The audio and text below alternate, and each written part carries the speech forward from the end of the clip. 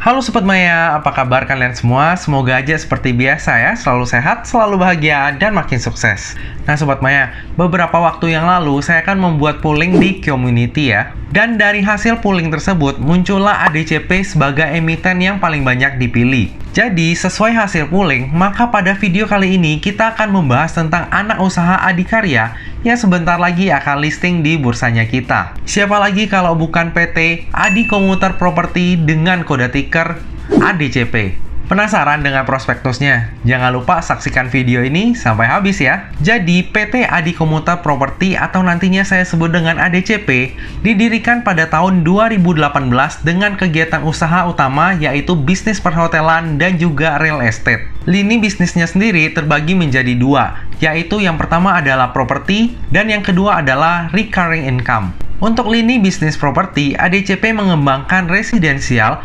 perkantoran, dan bisnis properti lainnya dengan brand LRT City, Adi City, dan member of LRT City. Sedangkan untuk bisnis recurring income, perusahaan mengembangkan hotel, perkantoran, komersial area, dan bisnis sewa lainnya. ADCP memiliki konsep yang unik, di mana hunian yang ditawarkan itu memiliki prinsip TOD. Jadi konsep TOD atau Transit Oriented Development memungkinkan masyarakat memiliki hunian yang terintegrasi dengan transportasi massal seperti Transjakarta, MRT, LRT, dan transportasi publik lainnya. Untuk bisnis perhotelan, ADCP memiliki Hotel Grandika yang berlokasi strategis di pusat kota yang saat ini berada di 3 lokasi, yaitu di Jakarta, Semarang, dan juga Medan. Selain bisnis pembangunan properti dan juga perhotelan, ADCP juga memiliki bisnis pendukung lainnya seperti LRT Cafe dan juga restoran yaitu Origami, Kalandara, dan Padi Emas serta lounge bernama 65. Oke, tadi adalah sekilas background dari emiten berkode ADCP. Sekarang coba kita lihat siapa sih pemegang sahamnya. Jadi ADCP dimiliki oleh PT Adikarya sebesar 99,9995%, sedangkan sisanya dimiliki oleh Koperasi Adi Sejahtera. Dalam IPO ini sebanyak-banyaknya 8 miliar lembar saham atau mewakili sebanyak 28,6% dari modal ditempatkan dan disetor penuh yang akan ditawarkan kepada masyarakat. Harga penawarannya sendiri itu berkisar antara 130 hingga 200, sehingga dana yang akan diraup dalam IPO ini adalah sebanyak-banyaknya 1,6 triliun. Dana IPO tersebut nantinya akan dipergunakan untuk tujuan sebagai berikut. Sekitar 45% itu akan digunakan untuk pengembangan proyek existing dan juga proyek recurring ataupun proyek yang mendapatkan pendapatan berulang. Lalu sekitar 35% akan digunakan untuk akuisisi atau pengembangan lahan baru. Dan sekitar 20% itu akan digunakan untuk pembayaran kembali sebagian pokok obligasi seri A. Untuk tujuan IPO-nya, 80% dipakai untuk ekspansi usaha, sedangkan 20% digunakan untuk buyback obligasi. Tujuan IPO yang tergolong wajar ya. Paling nggak setelah buyback obligasi, beban keuangan perusahaan akan berkurang. Tapi biasanya kalau perusahaan konstruksi dan juga properti dari BUMN, itu hutangnya gede-gede ya. Coba nanti kita lihat di laporan keuangannya. Nah, untuk jadwal IPO dari ADCP ini adalah sebagai berikut Sobat Maya. Untuk masa penawaran awal ataupun book buildingnya itu dari tanggal 12 November hingga 25 November. Lalu untuk masa penawaran umumnya itu dari tanggal 2 Desember hingga 8 Desember. Lalu yang terakhir adalah tanggal pencatatan di bursa ataupun listingnya itu adalah tanggal 10 Desember 2021. Jadi ini masih ada waktu banget bagi Sobat Maya untuk mempertimbangkan apakah nantinya akan membeli saham ADCP ini ataupun enggak. Lalu kita coba melihat siapa sih underwriter dari ADCP ini. Ternyata yang menjadi underwriter dari IPO-nya ADCP ini ada 6 broker ya Sobat Maya. Nah, broker tersebut yaitu Bahana Sekuritas, CIMB Niaga Sekuritas, Maybank Sekuritas, Mirai Aset Sekuritas, RHB Sekuritas, dan juga Sukor Sekuritas. Kalau lihat Maybank jadi ingat MTEL ya. Soalnya yang guyur MTEL di hari pertama itu ya ZP ini. Nah, untuk IPO jumbo seperti ADCP ini, kita nggak lihat track record dari underwriternya ya. Karena memang dari pengalaman untuk IPO jumbo, itu peranan dari underwriter nggak terlalu berpengaruh. Dari sisi aset, dari tahun ke tahun selalu terjadi peningkatan. Dari total aset yang berjumlah 2,5 triliun di akhir tahun 2018, bertumbuh menjadi 5,5 triliun di 30 Juni 2021. Asetnya lumayan besar ya. Coba kita lihat dari sisi liabilitasnya. Dari sisi liabilitas terjadi peningkatan juga. Tapi kalau kita bandingkan dengan aset, untuk rasio liabilitas dari ADCP ini masih tergolong aman ya. Beda dengan perusahaan konstruksi BUMN yang hutangnya gila-gilaan. Lalu dari sisi ekuitas terjadi peningkatan yang lumayan signifikan di tahun 2019. Setelah itu cenderung stabil dan posisi terakhir ekuitasnya adalah sebesar 2 triliun. Sehingga saat ini DER ataupun debt to equity ratio-nya itu adalah sebesar 178%.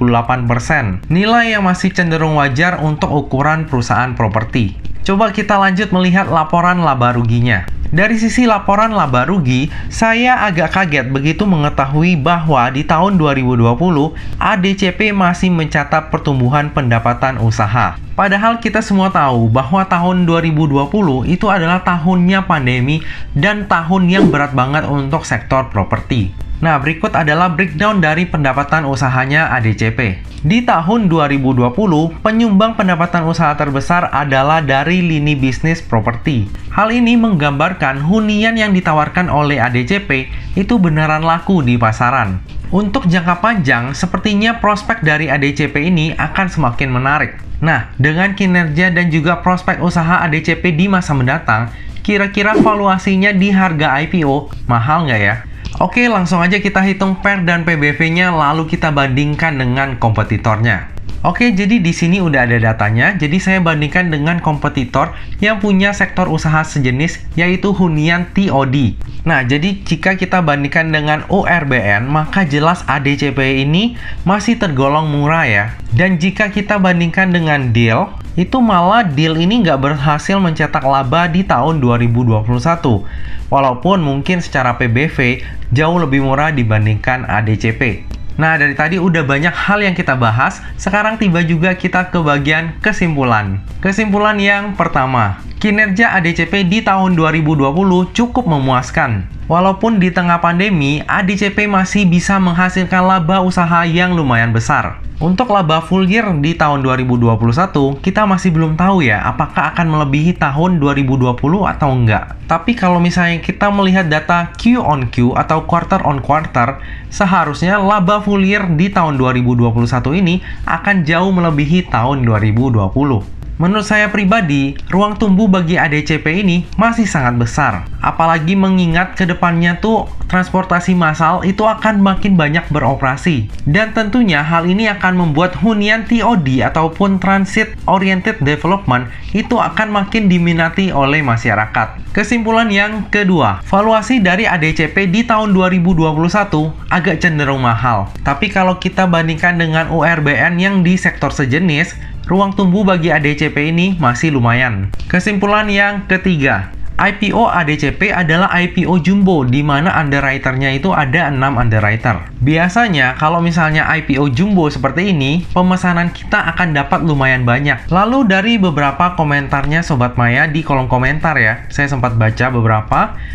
Itu ada yang bilang bahwa ada YouTuber atau influencer lain yang bilang ADCP ini nggak menarik. Saya nggak tahu sih alasannya bilang seperti itu karena apa. Mungkin karena lihat valuasinya ya kali ya. Tapi bagi saya pribadi, ADCP ini masih sangat berprospek di masa mendatang. Lalu kesimpulan yang terakhir. Untuk IPO ADCP ini, saya akan tetap beli. Apalagi jika harga finalnya itu di harga bawah, maka untuk porsi pembeliannya mungkin akan saya tambah. Karena jika harga finalnya berada di bawah 200, maka rewardnya itu lumayan besar. Satu kali arah aja udah 35%. Tapi tentunya tetap ada resiko. Berbeda dengan MTEL yang saya percaya banget fundamentalnya, amit-amit kalau ADCP ini turun di hari pertamanya listing, maka akan langsung saya jual. Lebih lengkapnya tentang pemesanan saya akan saya post di tab community pada saat masa offering ya. Nah Sobat Maya, demikianlah video pembahasan kita kali ini tentang saham IPO ADCP. Semoga video ini ini dapat bermanfaat bagi Sobat Maya dan dapat menjadi bahan pertimbangan apakah mau membeli saham ADCP ini atau enggak. Bagi yang merasa terbantu, jangan lupa untuk subscribe, like, komen, dan share video ini ya. Nah, di periode yang ADCP ini,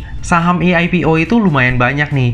Jadi harus pintar-pintar mengalokasikan dana ya, sesuai profil resikonya Sobat Maya.